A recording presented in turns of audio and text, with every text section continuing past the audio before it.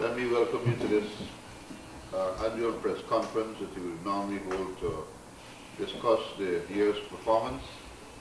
We're a bit late, but nevertheless, I think we have to give you information regarding on how we did last year. With me, you would notice we have the REO, who will be here for the first time at a press conference to review the year's performance. We have Mr. Punai, DREO, we have Mr. Henry, DREO, and we have all the program heads. So if you have questions at the end of the press conference, we will ask the program heads to answer some of these questions. As you know, we have had a very challenging year last year. We had some very serious weather conditions. We had in the first half of the year, we had more or less drought conditions. And then coming into the end of the year, we had flood conditions. So that would have had some impact on the agricultural sector.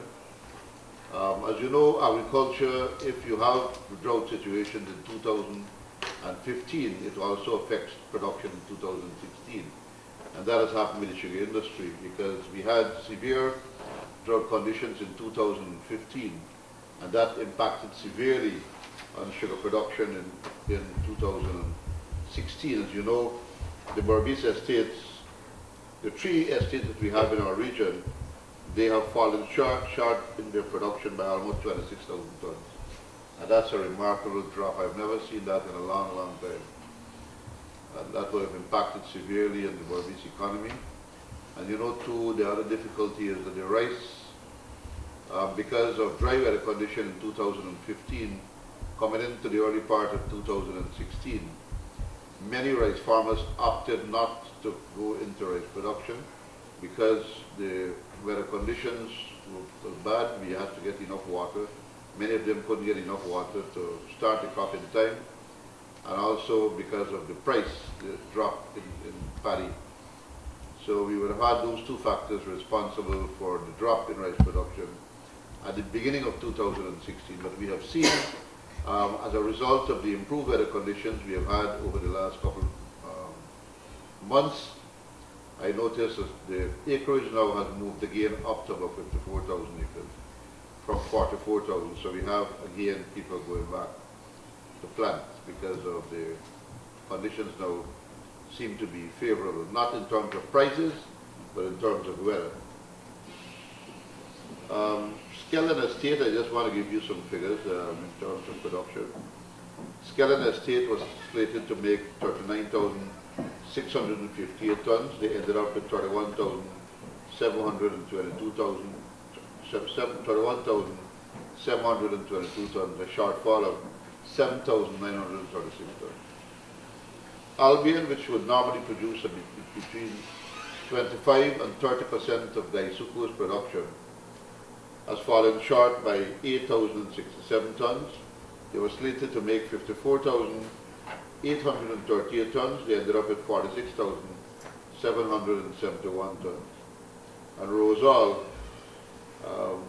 which seemed to be an estate under consideration, whatever the considerations are, we will probably know sooner than later. Rosal was slated to make 39,909 tons. They ended up at 29,581 tons. A drop in 10,328 tons.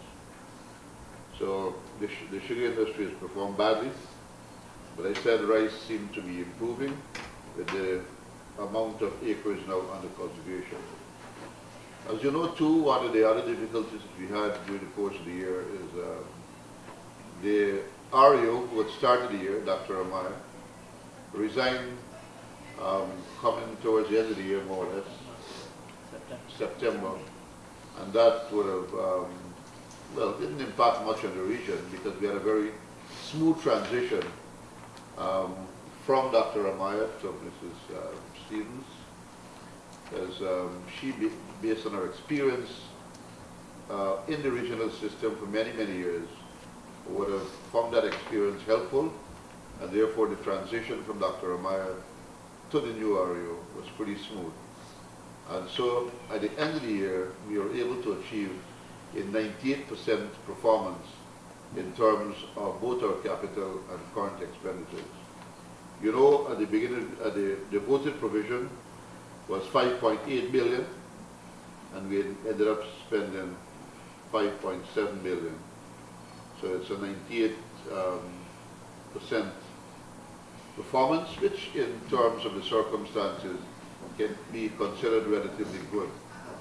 And so on behalf of the administration, I want to take this opportunity to thank all the workers that we have in the system who have worked very well during the course of last year to ensure that we are able to achieve this level of performance.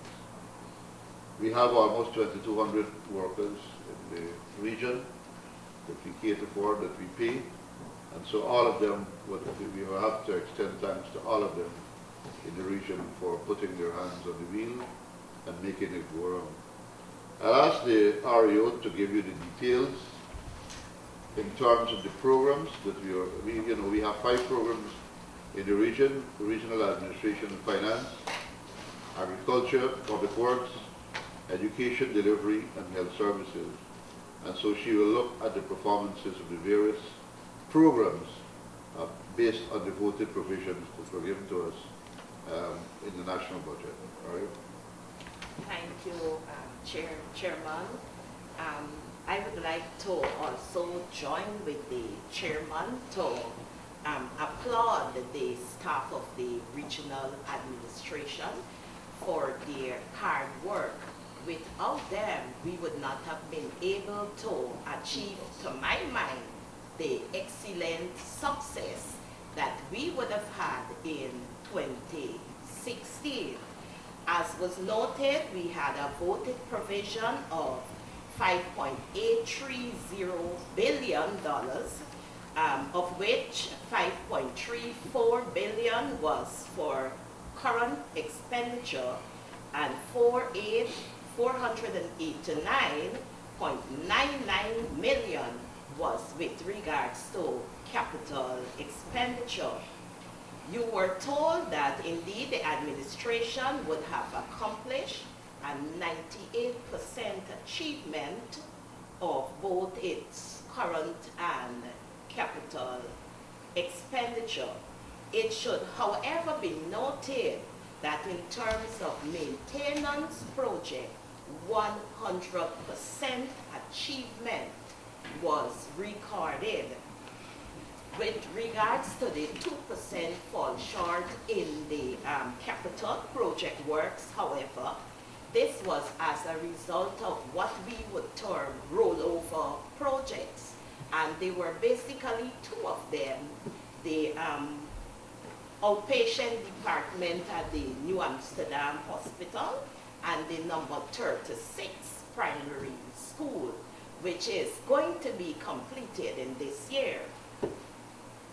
Nevertheless, I want to emphasize that we had savings, and so we were able to what is known as inclusion of projects in our additional to what we would have budgeted for in 2016. Also, I would like to emphasize that the regional administration would have also strengthened its human resources, which we all know is a vital part in any organization if we are to achieve any success. Now, I'll give you the, I'm not too sure if we should just call out these figures, but I want to share with you the percentage achievement of all the various programs that we have in the region. And kudos must be given to the Health Services Department, which would have accomplished 100% of its expenditure and actually performance of the, to my mind, the health services in the region. Following that would have been the regional admin and finance, 98%. The education delivery, 99%. And we know that if we don't have educated people, then we know what the consequences would be on not only our region, but Guyana as a whole. With regards to the agricultural department, we would have spent, spent 88% of our actual expenditure. One need not to be concerned, however, because this was as a result of prudency in our spending, in particularly with regards to our fuel and lubricant. And those are the major highlights. I would just want to share with us, however, that in 2017, our voted provision is $6.1 billion. 530 million represent capital, and 5.587 billion is current. Thank you. Thanks, Ariel. Let me also address the 2017 appropriation so that you can have an idea as to what will happen in 2017. Because what we just reported on basically there is the performance for 2016. But I'm sure that the residents of the region would want to know what is in store for them for 2017. As the RU told you, the voted provision is $6.1 billion, which represents an increase in terms of our total budget from $5.8 billion. It has moved to $6.1 billion. There are some runover projects that she said, the number 36 primary school, which is going to be completed sometime this year. We also have the ramp at Skellen, which is still incomplete. And so that is also a rollover project. We have the outpatients building at the New Amsterdam Hospital and the high dependency building at the New Amsterdam Hospital, as well as the health center at Mara. So those are some of the projects that have been rolled over from last year to this year. Now, in terms of the capital budget for 2017, it has moved from $485 million in 2016 to $513 million in 2017. So there has been an increase in terms of budgetary allocation for capital works in the region. Now, as I said to you earlier, we have 5 areas of work, 5 program areas. So administration and finance is 11.2 million. Of that 11.2 million, 9.5 will be spent in the Armenian hostel that we have in New Amsterdam. As you know, more and more students are coming out of the Berbice River, and they are finding difficulty, especially having to go to school in the Amsterdam area. They find great difficulty getting places to stay, and it's also very expensive. And so we have decided that we will be doing some extension work on that building to cater for some more students, and we will also look at the possibility this year of converting it almost exclusively to a student hostel instead of what it is presently, a hostel for anybody coming out from the Berbice River, which include adults as well. And 2.2 million will be spent on furniture and equipment for the region. In program 2, which is agriculture, drainage and irrigation, there is a reduction in terms of allocation. We had $106 million in 2016. It has decreased to $92 million. And the money will be spent in construction of revetment at Bush Lot. Sorry, it has moved to 107 million. No, there's no decrease. 106 million. Yeah, I got it. It is 107 million under agriculture, drainage and irrigation. But 92 million will be spent on construction of revetment at Bush Lot, Kildonan, Cumberland and Alness. Construction of drainage drainage structure at Conrad and Vigilante. This is on the East Bank. We will be also doing bridges at Maibikuri, Johanna, number 41 village, excavation works at Zorg to Kitty, which is also on the East Bank of Berbice, Lancaster to Hallstyle, Firish to Bolan, and number 52 to 69 villages. We also have the allocation to buy a new bulldozer for the region. As you know, this is an area that we have had to spend a lot of money renting equipment to do dams, especially agricultural dams. And so the government has decided to give us $15 million to purchase a bulldozer, which will be utilized almost primarily to do agricultural dams. And another 40 million will be spent on bridges at number 4, Yakasari, Liverpool, Bushlot, Wim, Warren, Crabbit Creek, number 72 village, and Les Beholden. We'll also be building culverts at Cumberland, Good Banana Land, Chesney, and we have $110 million to spend on roads. The major road that we have here is the road Cumberland, the main street in Cumberland, which you know has been there for quite some time. 82 million on roads. 82 million on roads, so roads, not too much there to spend on roads, because the Cumberland road alone is $20 million. And most of the roads that we'll be doing will no longer be DBST roads. They will be asphaltic concrete, because that's the direction in which the government is going. Most of the roads that they have allocated to be built from last year they started is main access. The main access roads is going to be asphaltic concrete. The other is New Street Cumberland, right? New Street Cumberland. The other internal road system will continue to be done with DBST, but the major roadways will be done asphaltic concrete. We also will be doing building some roads at number 53 village to number North, some of the internal roads there, Liverpool and Limlair, and we will be rehabilitating the Messiah Primary School street. As you know, if you're following what's happening, the Messiah Primary School road has almost collapsed because of its closeness to the canal there.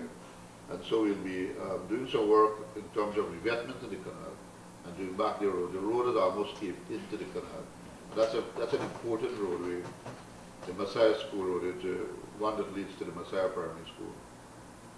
And we will also be building a ramp at Shitanka under the bridge. As you know, the fisher folks around that area have been utilizing a dilapidated ramp there for many, many years. And so we're going to be doing over that ramp. And we're also doing that too, because there will be more traffic now between New Amsterdam and the Barakara area, because of the students who will be going and coming out of Barakara on almost a weekly basis, because a boat, an engine has been provided for them to come out in the Monday morning and go back on Friday afternoon. And so we're building a good landing there so they can utilize that. And we also have permission to purchase a vehicle and a boat and engine so that we can do more work in terms of land transportation as well as riverine transportation. In terms of education delivery, completion of the number 36 primary school, as you know, work is ongoing there. I live in quarters at Country Creek. We have difficulty getting teachers to go into the Barakara and other Country Creek areas there. So we are building a facility there so that we can house the teachers, so that we'll find somebody to stay there. Once you have good quarters, I think teachers will be more amenable to go into those areas. And there are also rehabilitation in the Barakara Primary School. Some work was done in 2015, 2016, but there is still more work to be done, and that will be completed during the course of this year.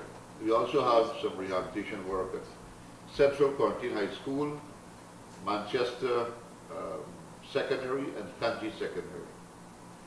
And we are extending the Viola Nursery School and the St. Mary's Nursery School to take in more students. As you know, we had a problem during the course of 2016 where students or parents were refusing to send their students to the Trinity Street Nursery School. So more or less that school will be closed down over time. Once these two schools can take in the number of students that we have, if they can accommodate them, then over time I think we will have to do away with this rented building that we have at Trinity Street there, which houses the nursery school. In terms of health, new health center is going to be put up at the number 77 Village Housing Scheme. It's a big housing scheme, and there is need for a health center in that area. There will also be the upgrading of the accident and emergency ward. We'll be extending the maternity ward. As you know, we've been having complaints over the last couple of years, more or less, in terms of two women having to deliver on the same bed. And so that has to stop. We cannot continue with that, and so we're extending the maternity ward to make sure that we have enough beds and space available to take care of the number of deliveries that we expect to increase in 2017. You probably would also be aware that we have a new CT scan which was donated to us, and it's lying idle in the canteen, and so we have to put a building there, so we have to house that CT scan, and that will also be done during the course of this year, because we just can't have a CT scan idle there, and then we have so many cases having to send patients to private hospitals to get this thing done. And the high dependency unit will also be coming in for some work. The living quarters at Skelton Hospital will also be closed. And there is also, we're going to buy a bus for the health sector, not to fetch patients, but to move staff around and so. And also the purchase of a water ambulance. This thing we had on the agenda for quite some time. Now the money will be, now for the first time, money is allocated to purchase this water ambulance. We did have one some years ago, which we converted, more or less, a regular boat converted into a water ambulance. I'm not sure where that is. I'll ask Mr. Punai to come for that in a couple of minutes. But I don't know where that is presently. But I can remember about 2 years ago we did purchase a boat which worked as a water ambulance. And then we also have to replace some of the ventilators, tables, monitors and so the hospital. Currently, as you know, I don't know if you know, but the theater is, one of the theaters is inoperable there at the moment because of a hole in the ceiling. But there is a hole in the ceiling that the theater is not in there. Part of this, the theater is caved in, and so we have to do some work there in the theater. And that has to be done as a matter of emergency because many of the cases that have come in for surgery has had to be put off as a result of that that particular. What happened 2 days ago? 2 days ago, yeah. Well, some of the surgeries that would have had to take place during the course of this week would have had to be put off. And I understand too that we have some shortages with regards to basic things like gauze and iodine and so. So we have to work towards, and that's why we put some money in terms of repairing and replacing some of the equipment that we have, the lab equipment that we have. Some of them are aged, and so we got to be able to buy some new lab equipment because it's important for diagnostic purposes to have proper tests done at the laboratory. And that is one of the reasons why we're putting in more money in health this year than we did in previous year, because we have to be able to get, it's not only a question of building, but it's a question of the delivery of service. You can spend all the money you want, but if you don't deliver the service, the money would really be not a waste of time, but it will not be properly spent, I would say. Because if you spend money, then if you're putting money into something, you must get money's worth out of it. And that's how it is. It's an investment in the health sector. And so we expect that the health sector will show some degree of improvement in 2017. I'm not saying that they are not doing good enough, but now that we are spending 148 million, as against 118 last year, it's a significant increase in spending there in the public health system. So we expect to see some improvement in that particular area. Right, and in terms of current, the REO would have said to you that we have $5.5 billion to spend on the current, $5,587 million, and out of that, 52% is employment costs. So it might look very big, but it's most of it is employment costs. 52% of that is going to employment costs. Right, and that brings us to what I have to say.